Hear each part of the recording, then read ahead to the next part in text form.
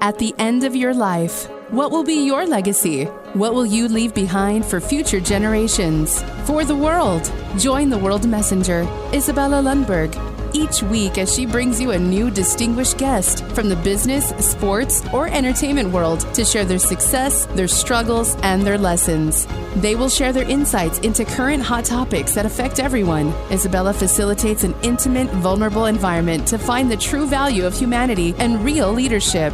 Are you ready for your legacy? The legacy that matters? Hello, my beautiful friends. This is Izabela Lundberg, the World Messenger, inviting you for another epic episode of Legacy Leadership. And you guys have probably never heard about multiple things that we're going to be discussing here. And I will urge you to stay because we're going not only to talk about someone who is a top-notch person to follow on LinkedIn, but he's also recognized as a top 10 tech and cybersecurity experts and influencers. And why should you care? Wait till you hear this. Obviously, phenomenal faculty that is teaching students timely, relevant information in Georgetown, which is phenomenal university, and it's not easy to do that and understand the crystal ball and where things are headed with everything else that is happening. So without further ado, he is also my fellow Forbes contributor, and he also is two-time presidential appointee. I am curious to learn about that one. Okay, guys, without further ado, welcome Chuck Brooks. Chuck, how are you?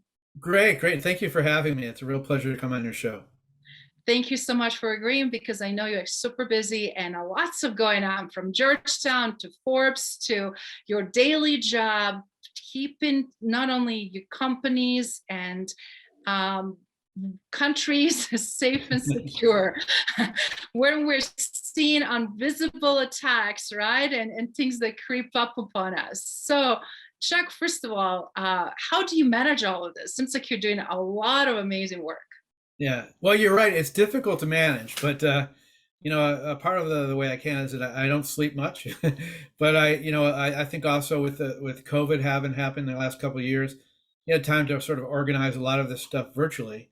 In the past, I've been running to conference to event, doing stuff. A lot of it now is done online, which makes it a little bit easier, but it's still, you have to have time to write, time to speak, time to do your classes, and time to do your business. So it's time management. At his best, and then what great opportunity to learn from the best. And you spot on, a lot of people have a hard time juggling so much, but when you also have complexity, it's not just the what we juggle, but when we have very complex issues. So could you please tell us what do you see in your world right now happening in terms of cybersecurity, in terms of possible attacks, in terms of landscape changing on global scale, and what that means for American business specifically, but Sure. also global business in general? Yeah, I think we're really now at an inflection point when it comes to our digital world. I think the last 2 years have accelerated the process from remote work and et cetera from being at home. But we're so much now more digitally connected, Internet of Things, billions of devices, trillions of sensors. All our business now is global. And so at the same time, we've created an environment that is immensely connected, but immensely vulnerable.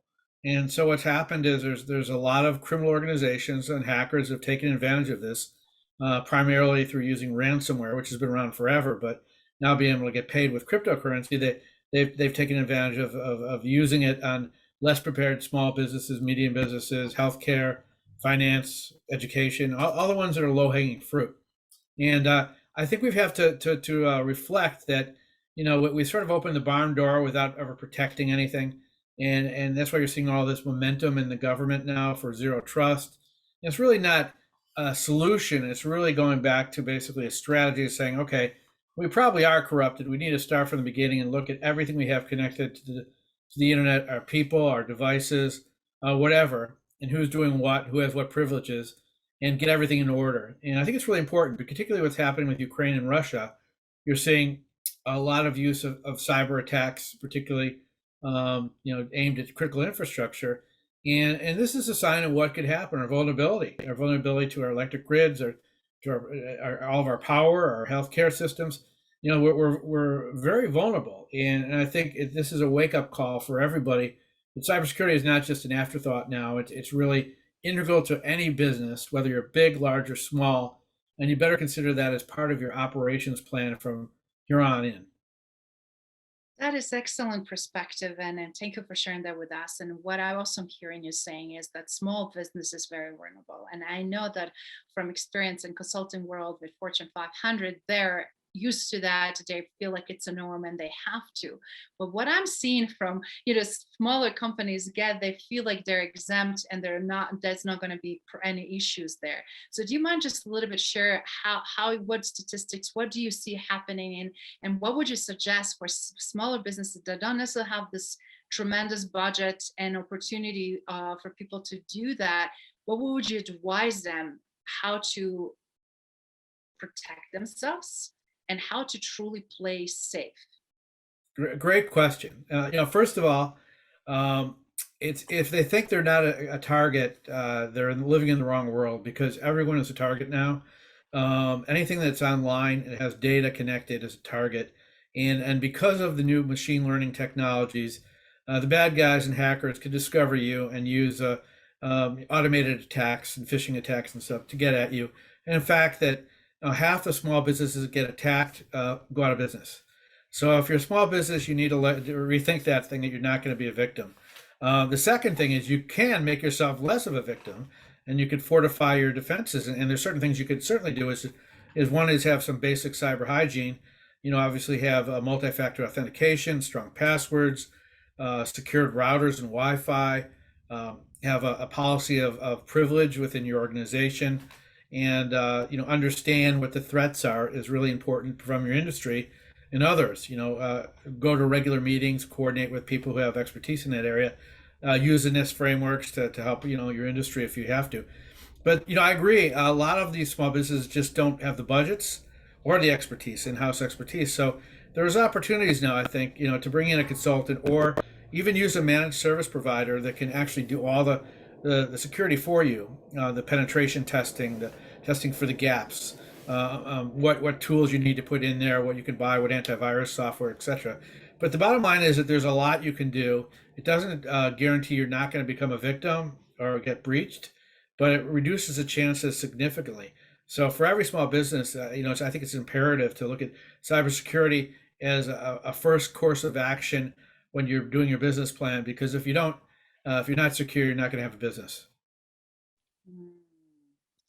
That is so very important, and it's scary because we're coming sort of out of the COVID, and we're really trying to catch up in small businesses and vulnerability and all the issues that we already had. And when you added now, as you mentioned earlier, the war that we're seeing that is happening in Europe and types of attacks, and that are strategic for their own advantage, and obviously with economy that is being sluggish in some parts of the world, people see so much opportunity how they can recoup that. And unfortunately, it's demonstrated in these attacks.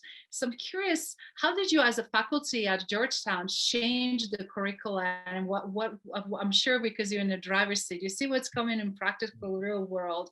I'm curious, how is that working in terms of creating new generation? Because we also have a shortage of highly skilled and capable cybersecurity experts like yourself. So how are you grooming new generations of those Yeah, leaders? well, several ways. First, the course is very well organized, and they really stress risk management and both in theory and principles and activities and homeland security technologies. But I was lucky to be able to create my own course a few years ago, and it's called Disruptive Technologies in Organizational Management. And of course, it's focused on cybersecurity, but it also looks at all the new influences of emerging tech impacting our ecosystem, from artificial intelligence to 5G to augmented reality, to all the different types of cloud and edge communication. So it's been a lot of fun. I got to write the modules and do a lot of the interviews with experts and put together the content. So I've been teaching that for 4 years now. It's a popular course, and it keeps me updated too, because one of the requirements I have in my course is when I dialogue with my students is I have them assigned to look up current technology articles that are in the news, whether it be from quantum computing or whether it be, something just with the, invisibility cloak, something interesting, or biotech or, CRISPR. So they come back and then we discuss those articles. We look at the industry what the challenges are, where it's going, how fast it's going.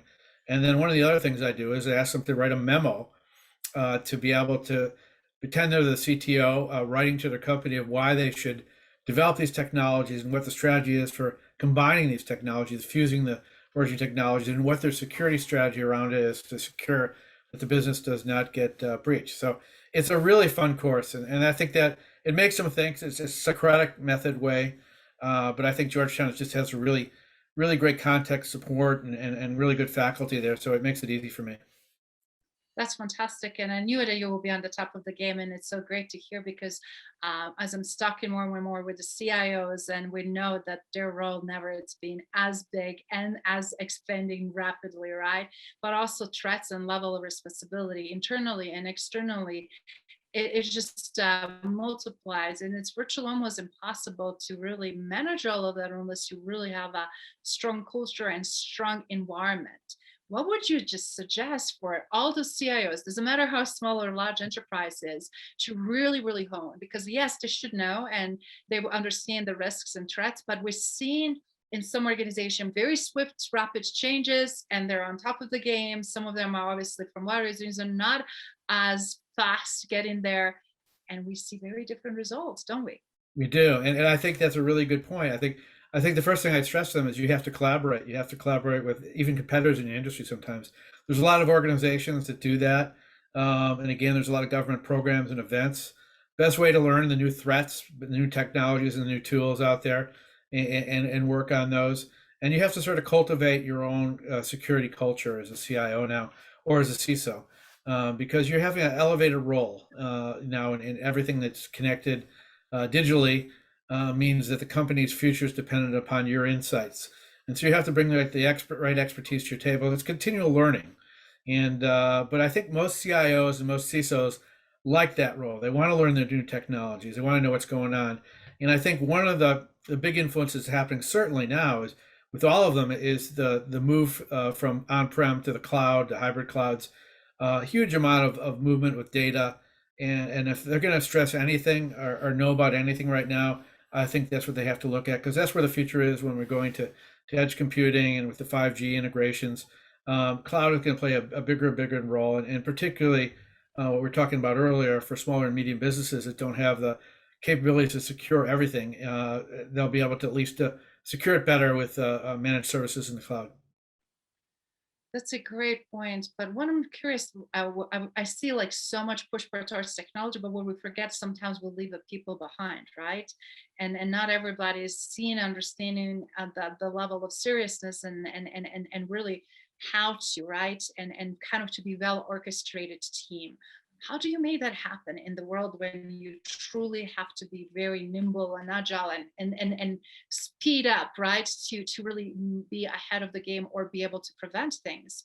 I'm just curious, what do you see is really essential to make that happen? Well, I'm seeing a transition now. I think, they talked about technical skills as being, everything being coding and technical and all these certifications, but it's really changed. Cybersecurity is now a lot of soft skills. I mean, it's communications to your people that you're working with. It's having a strategy and processes in place. That it's delegating responsibilities to the people that do have those technical skills. So I think, the management aspect is really just as important as any kind of technical knowledge. And I think that's evolving very quickly in the cybersecurity community. And, it also transcends to the sales and the marketing and the legal. Everyone is now involved in cybersecurity. So I think the expanded role with CISOs is really important there.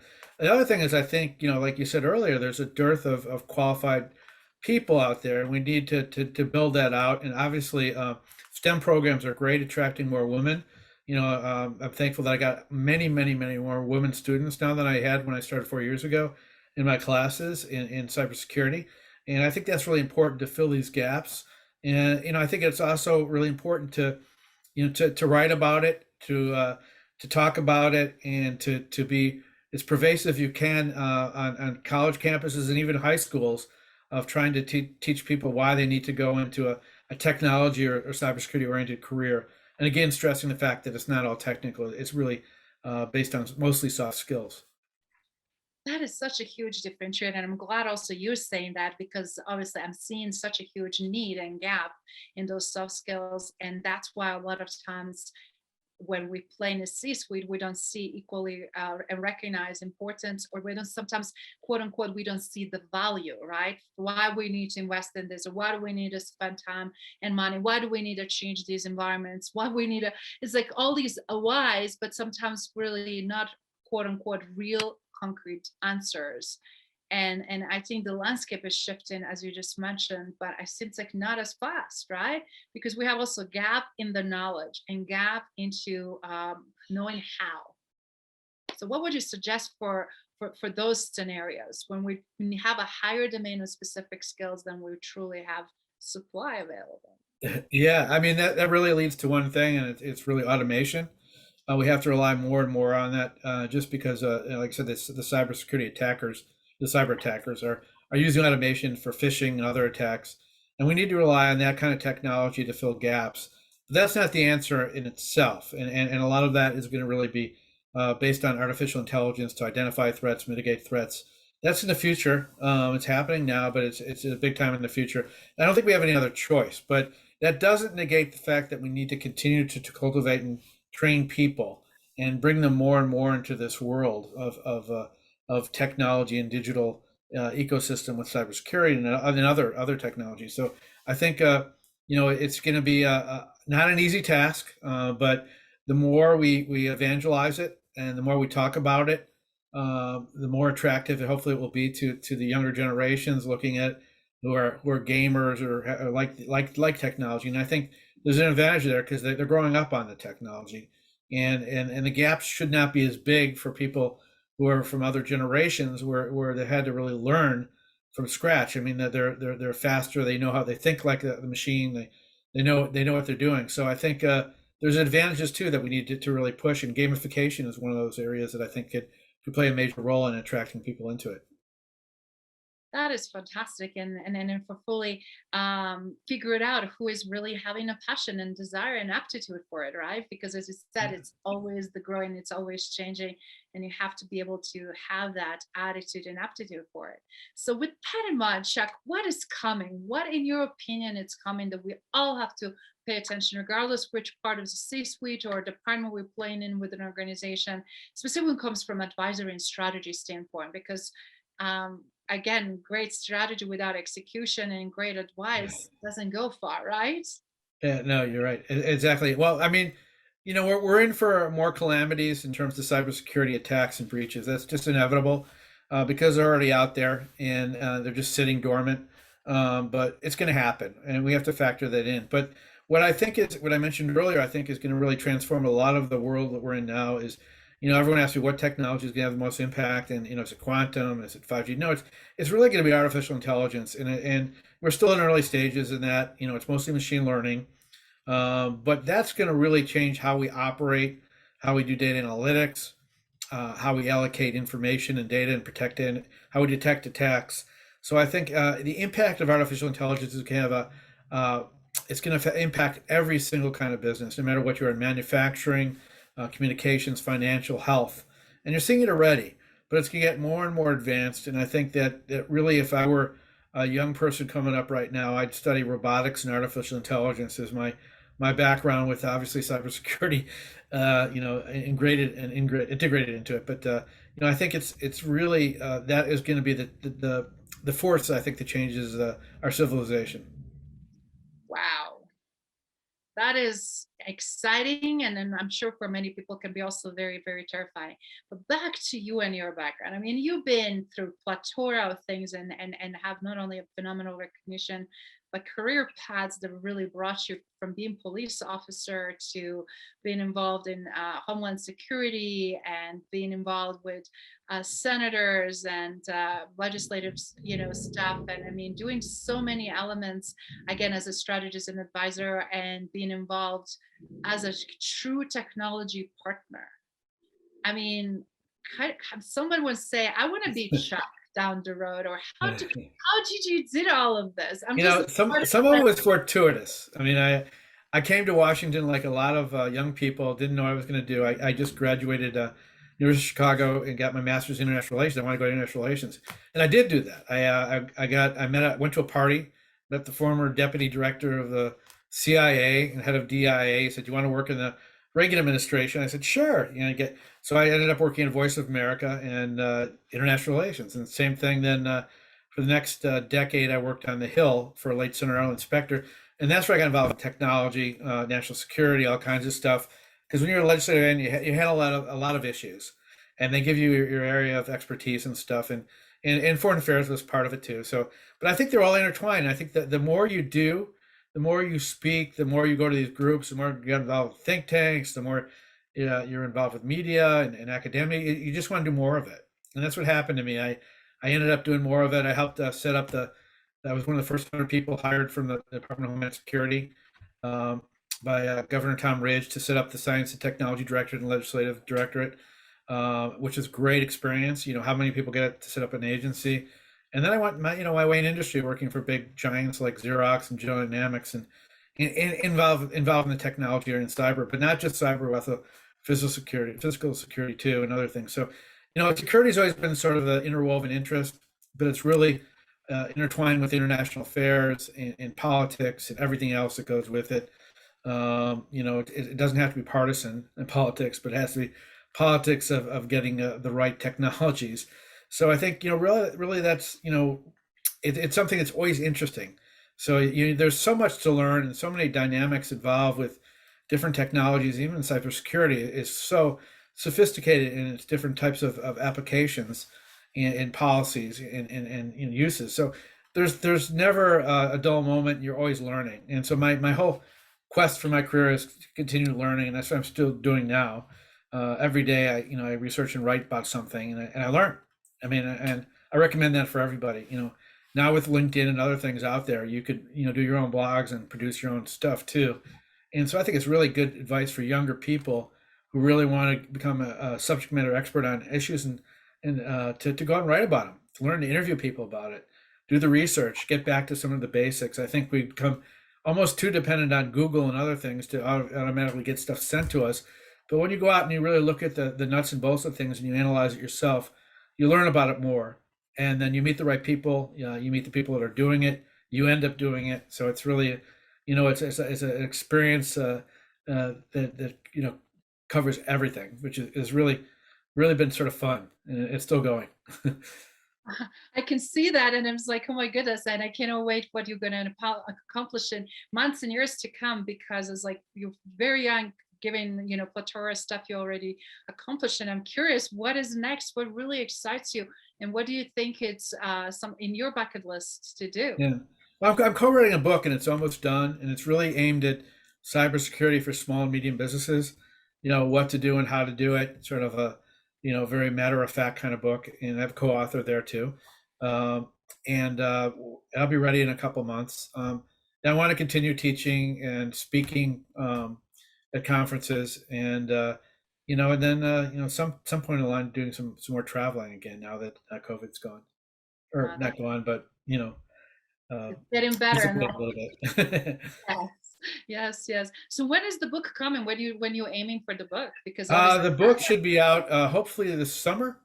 It's being edited right now, final versions, and so my co-author lives in Ukraine, so there's been a little bit of delays. But he's written 24 books, and but hopefully he's safe and doing well, and so we speak every week. So hopefully everything will go right, and it'll be out by midsummer. That's fantastic. And I'm sorry to hear about your co-author, but I know that all of us are being affected in so many ways with what's going on right now in Ukraine and everything else. And Yes. and I feel like we don't know when end's going to happen. We don't know implications and how severe this can get, how far this is going to go, and how much escalated it can get, right? And when we have multiple global threats, then we are in such a challenging situation in general, because where do you put limited resources, or where do you focus on? It can be very Yeah. overwhelming. Yeah, and there's such a humanitarian issue there too, and it's a wake up call for I think the world to show that inhumanity still can happen at any time, and it has throughout our history, and we really have to bolster ourselves and our defenses and protect those who are the victims of attack, like Ukraine. And and it's just really got to be a part of every free world country's aims, and hopefully we can hold this off, and Ukraine will make it through. Yes, absolutely. We have to. And with that in mind, I'm just curious, obviously, what would be your advice before book obviously comes in? And I'm sure when book comes out, everybody that's watching and listening, you'll have a chance to go to Chagsburg's LinkedIn profile, pay attention and wait for that. But until then, what will be your top advice if you're strapped, if you're exhausted, if you're just simply ready to throw the towel, or just don't know what to do because there's just so many competing priorities? As someone who advocated and advised and strategized with the greats, what would you suggest? Yeah, I think as an individual, you can do a couple things that are just really basic, and again goes back to cybersecurity hygiene. Obviously don't click on that fish, but one of the things that makes it most difficult for hackers, not the real pros, but most of the ones out there that are attacking you, is they don't want to go through a lot of effort trying to guess passwords and go through multi-factor authentications and fingerprints and retinal scans or face things, whatever. So I think the more multi-factor authentication you have, and combined with a strong password, you're going to have a first line of defense. So I recommend that to everybody. And obviously the other things you should have your antivirus software. You want, if you're really doing something that's important, doing your financial work, do it on a separate device and do nothing but that work on that device. So you don't intermingle your information and your passwords, etc. And make sure that you continually monitor your credit. Identity theft is really prevalent now because it's easy. Social engineering is easy. I've had my LinkedIn, my Facebook, and my Twitter mimicked by other people, and luckily for me, I mean, there's a million people are connected, so I get emails saying, "Hey, someone's stolen your profile again." I go, yeah, so I contact whatever. But most people don't monitor, and people are often opening up credit cards and finding out people's background, what they overpost on social media, and looking to a way to get money out of it, and then they'll send something to their address with their name, and they'll open up an account, and before you know it, they're defrauded out of several $1,000s. So I think doing the basics, monitoring your activity, looking at your credit record will keep you at least. Those are the very basics you can do to keep yourself safe. That is such a fantastic advice, and we sometimes, as you said, forget those basics. And we feel like, oh, it's not going to happen to me, or no, we're safe and secure, we're in the United States, or whatever. It's such an interesting different perceptions, like, oh, we're not in third world country, and reality is doesn't matter, right? We're all the time online because virtualization, and we Yes. share and sometimes overshare. So that is absolutely phenomenal advice. No, thank you. And in closing, I know you have already established phenomenal, obviously, not only expertise, but phenomenal legacy because of impact that you created and you're still creating. So I'm curious, with everything that is going on and all these efforts you've been involved in, what would you like to be known and remembered for? Oh, well, that's a really good question. I just think I'd like to be remembered someone that's always willing to help, and particularly those people that don't have the expertise and the understanding of threats, security threats, primarily cyber, but other threats too, and to be sort of known as an asset to those who are looking for information and help and where to go, and a facilitator. And also as someone that just is I like the title of academic now.